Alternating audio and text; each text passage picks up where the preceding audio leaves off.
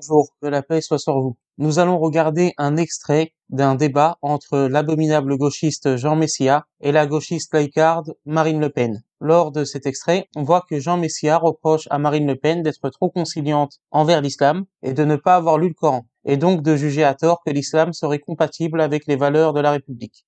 Regardons cet extrait. Quand tu dis que l'islam est compatible avec la République, tu parles de l'islam. Donc si tu connais pas l'islam, tu peux pas savoir s'il est compatible avec la République ou pas.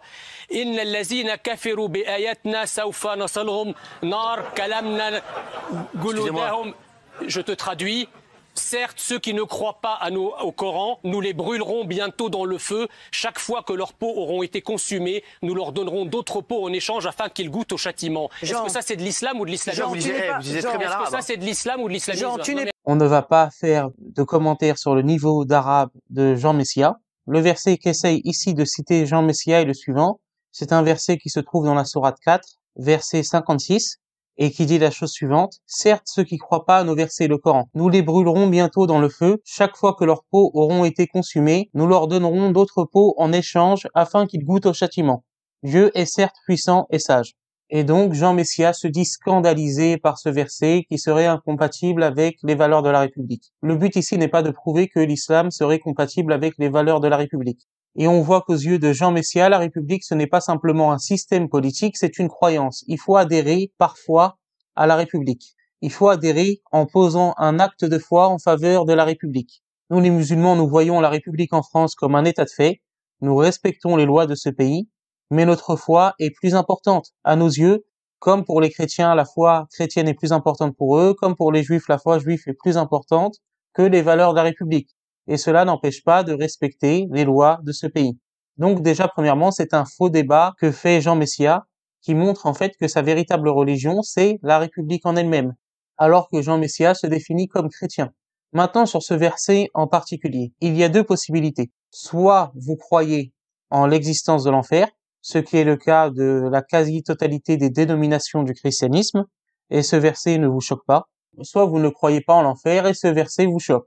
La question de l'enfer est une question qui serait un peu longue à exposer ici, c'est une question théologique assez profonde, mais si on considère que Dieu est la source de toute moralité et la source de toute loi, il serait illogique de contredire cela, de critiquer la justice divine parce que cela ne va pas dans notre sens, parce que cela heurte notre sensibilité. Si on écoute Messia, on doit baser la compatibilité d'une religion avec la République sur ce critère. Dans ce cas-là, quasiment aucune dénomination chrétienne n'est compatible avec la République, si ce n'est les témoins de Jéhovah, qui eux ne croient pas en l'existence de l'enfer.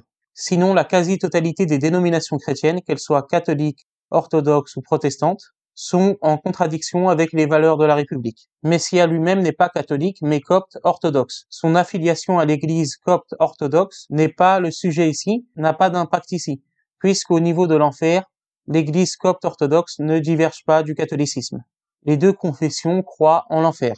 Monsieur Faux Messia reproche à Marine Le Pen de ne pas avoir lu le Coran. Pourtant, lui-même ne semble pas avoir lu les sources du catholicisme, lui qui nous parle sans cesse des racines catholiques de la France. Il ne semble pas avoir lu les écrits des pères de l'Église, ni aucun des catéchismes de l'Église catholique.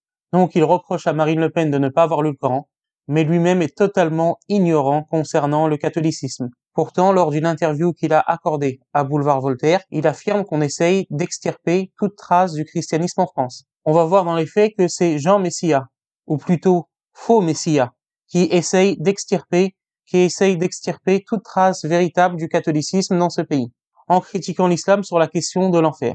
Nous avons énormément de divergences, nous les musulmans, avec les catholiques. Mais sur la question de l'enfer, nous sommes relativement d'accord. Nous considérons que l'enfer est éternel, les damnés souffrent à la fois spirituellement et physiquement en enfer, et nous proclamons l'exclusivité de la vérité pour nos religions respectives. C'est-à-dire qu'un catholique va considérer que seule l'Église catholique amène au paradis, et que les non-catholiques ne vont pas au paradis, sauf cas exceptionnels comme celui de l'ignorance invincible. Pareillement, nous les musulmans, nous pensons que seul l'islam amène au paradis, sauf cas exceptionnels et particuliers comme celui qui n'a jamais entendu parler du message de l'islam. Donc c'était important déjà de poser les bases.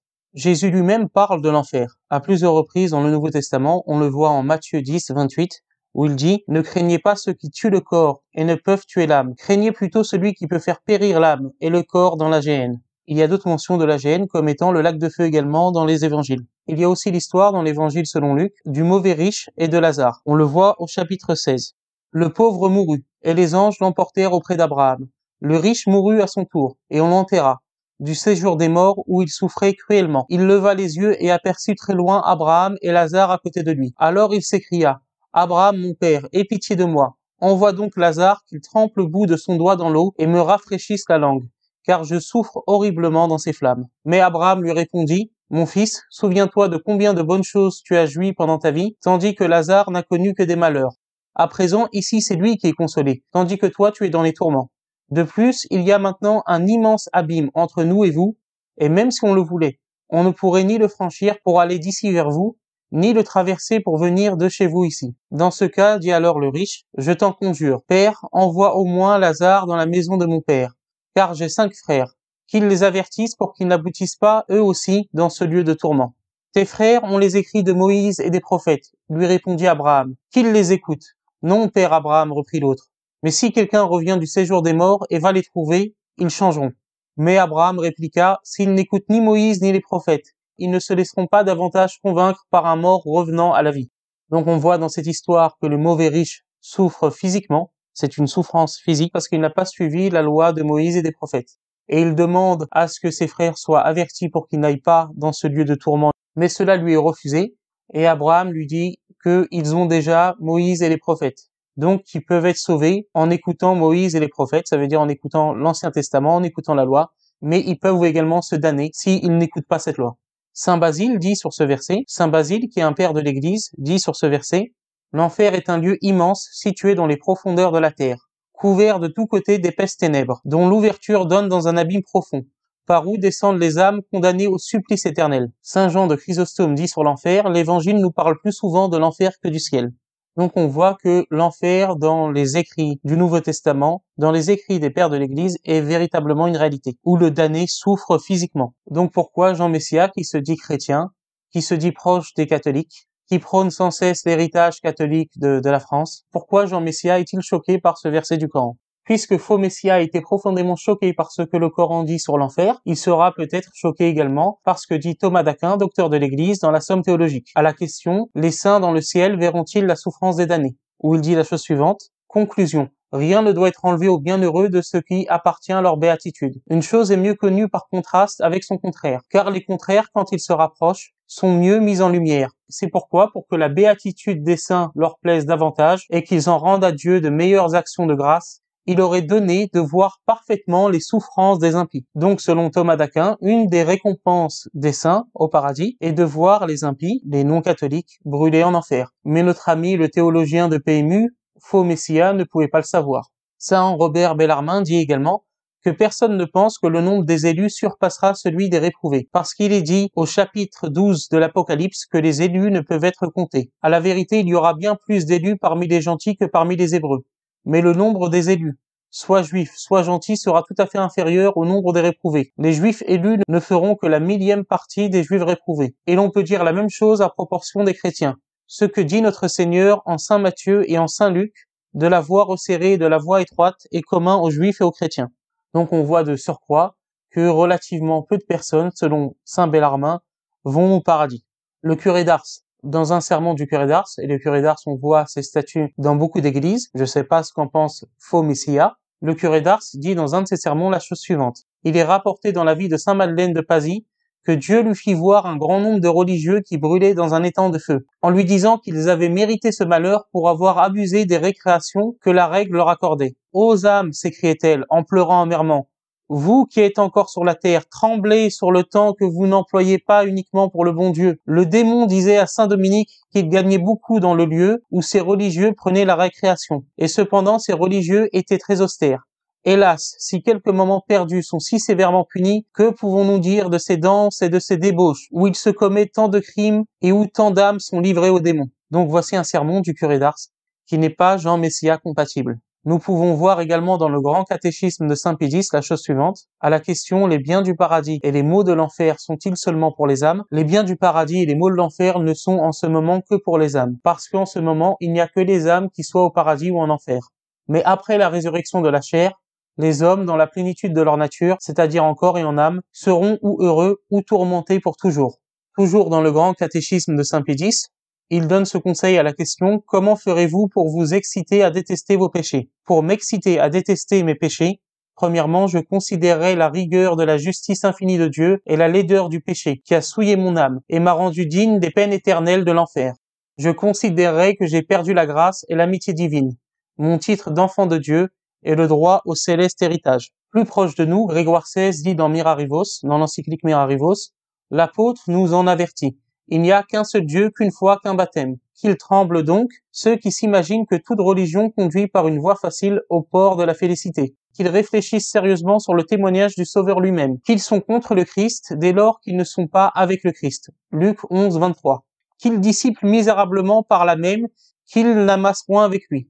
Et que par conséquent, ils périront éternellement sans aucun doute, s'ils ne gardent pas la foi catholique et s'ils la conservent entière et sans altération. Donc l'abominable gauchiste Jean Messia, un peu comme ces féministes hystériques qui veulent réécrire la langue française, en remplaçant il était une fois par elle était une fois. Jean Messia semble vouloir réécrire totalement le christianisme. Sa haine de l'islam est tellement forte qu'il veut refonder une autre version du christianisme, notamment sur la question de l'enfer, puisque le concept de l'enfer choque son petit cœur de gauchiste woke. Les personnes comme Messia déplorent la déchristianisation de la France. Mais Messia, en étant choqué, est le symptôme même de cette déchristianisation, puisque un des symptômes, ou en tout cas une des causes de la déchristianisation, c'est le déclin de la prédication des fins dernières, comme nous l'explique Guillaume Cuchet dans son livre « Comment notre monde a cessé d'être chrétien », où il cite le déclin de la prédication des fins dernières, et notamment de l'enfer, comme étant une des causes de la déchristianisation de la France. Je cite « La rupture du milieu des années 60. S'il est possible rétrospectivement de repérer des signes annonciateurs de la rupture, dès l'entre-deux-guerres, la liquidation de la crise, elle a bien eu lieu au milieu des années 1960. Non sans surprise pour tous ceux, le plus grand nombre, qui étaient restés à l'écart de sa préparation et n'ont demandé peut-être pas tant. Le décrochage des courbes de la pratique en a fourni déjà une bonne illustration, dans la mesure où les enquêtes des années 50 montraient bien tout ce qu'elles pouvaient continuer de devoir à la culture de la pratique obligatoire, sous peine de péché mortel, encore en vigueur. Dans sa remarquable monographie sur le bourg breton de Limerzel, Yves Lambert avait noté que dans le bulletin de la paroisse, on avait parlé du purgatoire et de l'enfer jusqu'en 1965, puis qu'on avait cessé brutalement de le faire sans plus jamais y revenir. L'effondrement de la pratique de la confession obéit à une chronologie identique, en particulier la quasi-disparition en quelques années, voire en quelques mois, de groupes si consistants autrefois de pénitents fréquents. Le rapport est direct, s'il n'est pas exclusif, avec l'effacement de la notion de péché mortel, au sens du péché susceptible de vous valoir la damnation. On peut mentionner également la réforme de certains sacrements, autrefois très liés au système des fins dernières, celle du baptême avec la déflation des exorcismes dans le nouveau rituel, et la nette sourdine mise sur le péché originel, dont il était censé délivrer pour assurer la vie éternelle. Plus encore, celle de l'extrême-onction, rebaptisée sacrement des malades. Donc les personnes comme Jean Messia se plaignent des conséquences, dont ils chérissent les causes. Jean Messia nous parle sans cesse de l'héritage chrétien de la France, mais lui qui juge que l'islam est contraire aux valeurs de la République, car le Coran parle de l'enfer. Dans ce cas, que pense le gauchiste Messia de ces nombreuses églises en France, où figurent des fresques de l'enfer? Voudrait-il faire enlever ces fresques, au même titre que ses frères et sœurs woke souhaitent détruire les statues des pères fondateurs américains? La vérité, c'est que vous, l'abominable gauchiste Messia, vous avez un problème avec l'histoire de France. Vous avez un problème non pas simplement avec l'islam, ça c'est évident, mais vous avez un problème par ricochet avec le christianisme en France. Votre véritable religion n'est pas le christianisme, le catholicisme, votre véritable religion est la République. Alors maintenant, libre à vous d'écrire un credo républicain. Je crois en la Sainte République unie et indivisible, et en Voltaire qui par ses écrits a permis de libérer les hommes. Pour rappel, Jean Messia a accordé une interview à Boulevard Voltaire, et lors de cette interview, il a défendu l'église Saint-Nicolas du Chardonnay à Paris, l'église Saint-Nicolas du Chardonnay appartenant à la fraternité sacerdotale Saint-Pédis, une église traditionnaliste qui s'était retrouvée dans une polémique par rapport au non-respect des règles sanitaires en lien avec le Covid à l'époque. Ouais, c'est ça. Alors, on a vu plus précisément, voilà, ce qui s'est passé à Saint-Nicolas du Chardonnay. Certains disent qu'ils ont outrepassé le devoir de confinement en faisant une messe soi-disant clandestine. D'autres disent qu'au contraire, cette messe n'était absolument pas clandestine. Quel est votre point de vue là-dessus? Bah écoutez, moi ce que j'en sais, c'est que cette messe était une messe, je dirais, sans participants, en tout cas pas de participants physiques, puisque effectivement la seule information qu'on a sur la participation à cette soi-disant messe clandestine, ce sont les déclarations d'un témoin qui était sur place, dont on ne sait pas d'ailleurs si c'était un fidèle ou un membre du clergé ou un laïc, qui dit qu'il y aurait eu une quarantaine de personnes. Bon, force est de constater que à la fin, la police n'a verbalisé que le prêtre. Donc ça veut dire que s'il y avait d'autres participants, il n'y a aucune raison que les autres participants n'aient pas été verbalisés.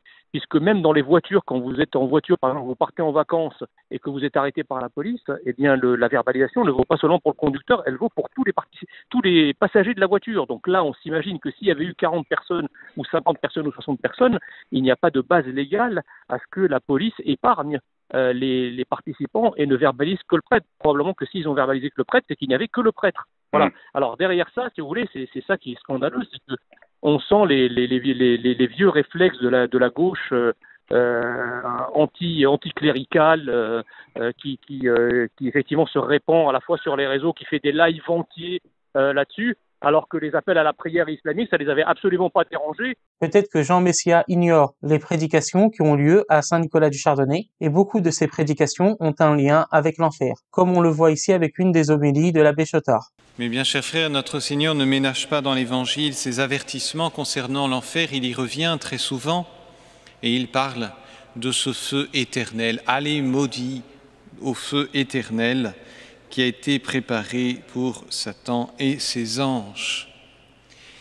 Cette éternité de l'enfer est une vérité qui rebute d'une manière tout à fait forte nos contemporains.